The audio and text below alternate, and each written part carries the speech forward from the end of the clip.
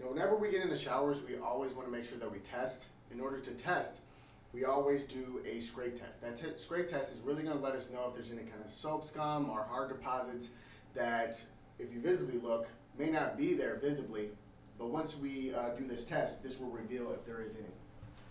So we want to pick an area to where we can show. And if you start to scrape it, as you can see, I'm coming at a 90-degree angle. You're getting this debris. This is the soap scum deposits that is very difficult to try to get out. So we want to make sure that we test. That lets us know that it's going to take a little bit more time than our normal cleaning to make sure that we get it cleaned up very well. So also, whenever you're doing inspections in showers, you want to be as detailed as possible.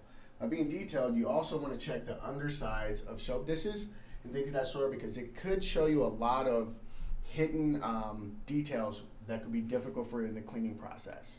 So you always want to look under here, and if you have the razor blade, you can test underneath there. Also too, look in the corners, cracks, crevices. Another place that always gets missed is this riser as a step coming out. You want to be very detailed for that one, because a lot of times mold growth can go there, a lot of soap scum can build up right there, and as a lot of times the clients have a tendency of missing that during their maintenance cleaning.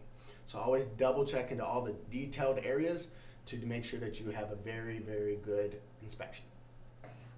Now, whenever we're doing an inspection here and we see that there are other things like in the corners, we always want to check to make sure that there's any mold. Now, as you can see here in this deep pitted area, there's a little bit of mold growth in there. Now, if it's on the tile, we do have products in which we can use to relieve the mold from the tile, but the one thing we cannot do is remove mold from the caulking. So whenever you see this, you want to make sure that you explain to the client that it's something that have to get ripped out and replaced when it comes to the caulking. All right? So whenever you do an inspection of showers, make sure you check into those two.